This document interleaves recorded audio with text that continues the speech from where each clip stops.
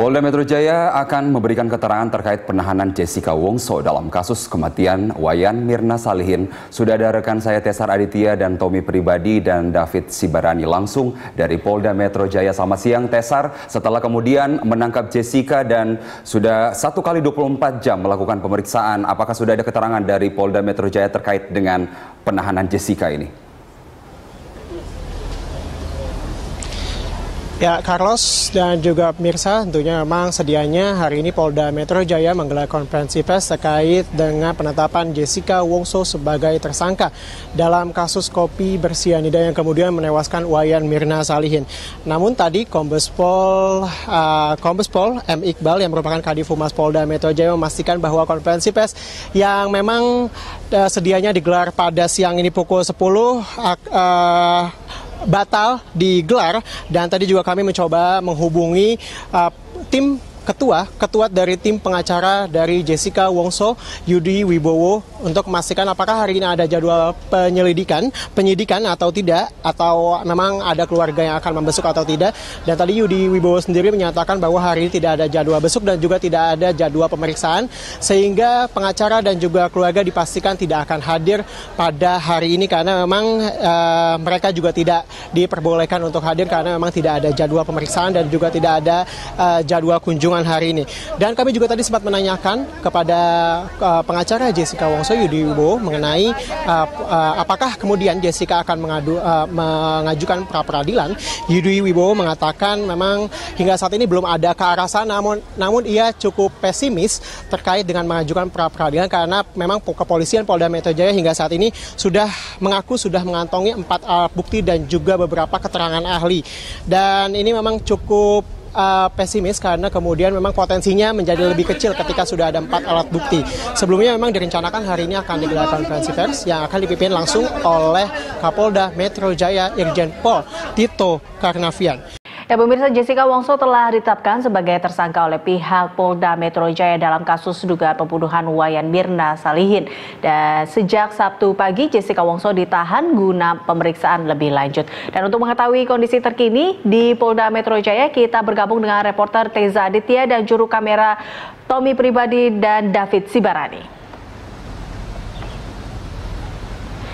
Ya, Tezar, setelah Jessica Wongso ditahan sejak Sabtu pagi, adakah perkembangan signifikan untuk pagi hari ini? Ya, Eliza dan juga pemirsa, setelah ditetapkan sebagai tersangka dan juga ditahan di Polda Metro Jaya, Jessica Kumala Wongso saat ini memang belum ada aktivitas yang berarti pagi ini, dan juga tadi kami pantau belum ada terlihat pengacara dan juga keluarga Jessica yang datang ke Polda Metro Jaya seperti kemarin. Memang sebenarnya seperti kita ingat, sepanjang pemeriksaan dari pukul 9 hingga pukul 22.30 pengacaranya dan juga orang tuanya juga ikut mendampingi, dan baik pengacara dan juga orang tuanya sudah pulang semalam sekitar 22.30, dan hingga saat ini memang belum ada aktivitas berarti baik dari pemeriksaan Jessica maupun pemeriksaan pihak-pihak lainnya. Dan jika kita ingat kemarin, Yudi Wibowo, ketua dari tim pengacara Jessica Kumala Wongso, menyatakan hingga saat ini memang pihaknya belum menerima kopi dari BAP kepolisian dan juga belum menerima apa saja sebenarnya 4 alat bukti yang dijadikan bukti untuk menjerat Jessica Kumala Wongso.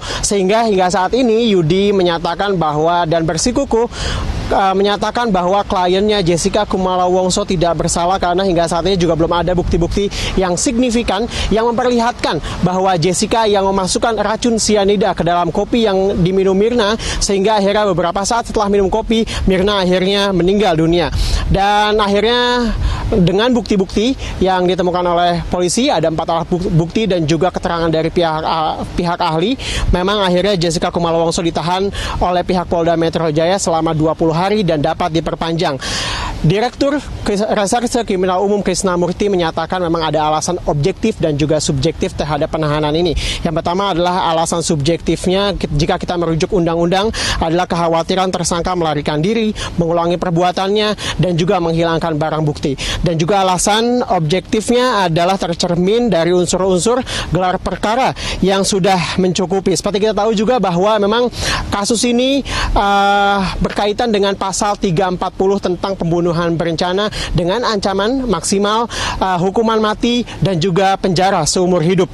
Dan jika kita ingat memang kemarin sejak Jumat lalu polisi telah melakukan gelar perkara untuk kedua kalinya dengan Kejati DKI Jakarta, dan juga akhirnya setelah gelar perkara tersebut akhirnya pihak Polda Metro Jaya menetapkan Jessica Kumala Wongso sebagai tersangka. Setelah itu dicari, pihak Polda Metro Jaya mencari ke rumahnya, kemudian juga akhirnya berhasil menemukan Jessica beserta keluarganya di hotel di kawasan Mangga 2 sebelum akhirnya digiring dan sampai di Polda Metro Jaya sekitar pukul 9 untuk menjalani pemeriksaan, dan juga selesai pada pukul 22.30. Jadi selama 12 jam kemarin Jessica diperiksa di Polda Metro Jaya ini, dan sebelum akhirnya ditahan oleh pihak kepolisian untuk memudahkan penyelidikan dan juga mendapatkan keterangan dari Jessica.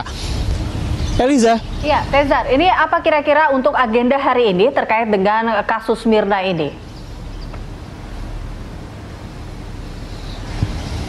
Ya Eliza, hingga saat ini kami belum mendapatkan informasi dan juga agenda terkait dengan pemeriksaan. Apakah kemudian hari ini Jessica akan dilanjutkan pemeriksaannya, kemudian juga apakah ada pihak-pihak lain yang juga dipanggil lagi hari ini. Seperti kita tahu memang bahwa dalam kasus ini polisi sudah memanggil banyak pihak beberapa kali, bahkan ada yang 5 hingga 6 kali dari pihak Cafe Olivier, dan juga orang tuanya sudah datang kira-kira 3 kali ke Polda Metro Jaya ini untuk melengkapi berkas pemeriksaan. Dan memang hingga saat ini kami juga belum mengetahui agenda apakah kemudian ada pemeriksaan. Namun dari informasi yang kami dapat hari ini pihak Polda Metro Jaya akan menggelar konferensi pers kira-kira sekitar pukul 10 nanti terkait dengan kasus ini dan juga penetapan Jessica Kumala Wongso sebagai tersangka. Sedianya memang konferensi pers ini dilakukan tadi malam setelah pemeriksaan Jessica Kumala Wongso, namun akhirnya diundur hingga direncanakan akan digelar pada hari ini sekitar pukul 10. Tentunya Eliza dan juga pemirsa, kita masih menantikan sebenarnya apa motif dibalik pembunuhan jika benar nantinya dilakukan pembunuhan terhadap Mirna dengan racun sianida ini. Eliza.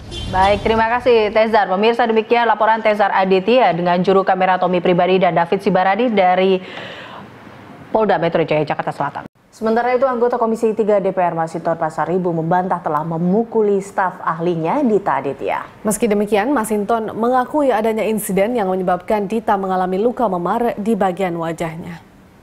Masinton menceritakan insiden itu terjadi pada 21 Januari 2016 sekitar pukul 23 waktu Indonesia Barat. Saat itu ia bersama supir dan seorang staf ahlinya pulang dari sebuah acara. Staf ahlinya tiba-tiba menerima telepon dari Dita yang meminta dijemput di sebuah kafe di kawasan Cikini karena dalam keadaan mabuk berat. Saat tiba di lokasi, supir Masinton diminta untuk membawa mobil Dita, sementara mobil Masinton dikemudikan oleh staf ahlinya. Saat itu Dita duduk di kursi depan dan Masinton duduk di kursi bagian belakang. Menurut Masinton, Dita yang ketika itu dalam keadaan mabuk tiba-tiba menarik setir sehingga mobil oleng ke kiri.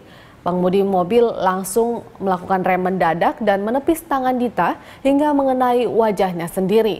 Masinton menduga laporan Dita bermotif politis, namun Masinton belum berencana menggugat balik Dita Aditya.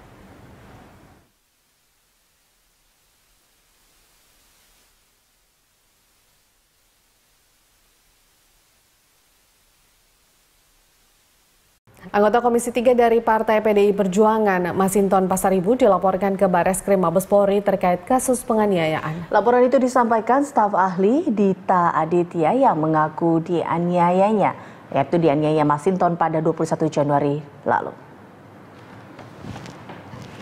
Dita Aditya yang didampingi anggota Badan Advokasi dan Bantuan Hukum Partai Nasdem, Wibi Andrino, mengatakan saat itu korban dijemput Masinton di kawasan Cikini, Jakarta Pusat.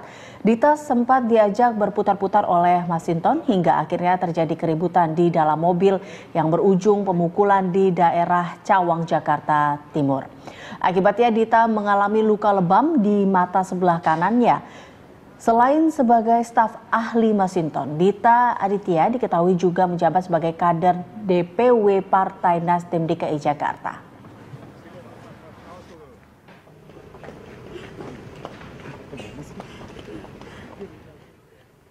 Dugaan penganiayaan yang dilakukan oleh anggota DPR RI Bapak Masinton. Pada awalnya sebenarnya Dita ini kan pengurus Partai DKI. Beliaunya ini memang bekerja sebagai tenaga ahlinya Bapak Masinton. Nah, waktu tadi ada rapat DKI, kita lihat ini kenapa ini matanya lebam. Saya tanya kenapa, nggak mau cerita. Lama-kelamaan akhirnya dia mau cerita juga. Di situ langsung saya telepon Pak Masinton, ada apa ini dengan Dita? Pak Masinton ya, beliau bilang nggak ada itu, bukan saya nggak pernah ini. Dita ini kan juga staf saya, nggak mungkin saya melakukan itu. Saya tanya, benar seperti ini? Beliau jawab masih ya benar. Oke, ya sudah, saya tanya lagi Dita, ya betul. Dita bilang ini saya di pool. Ya udahlah, daripada kita berdebat, saya juga udah nanya, saya tawarkan Pak Masinton ini gimana Pak, ya kan? Tapi beliau tidak mengaku, ya lebih baik ya biarlah aparat penegak hukum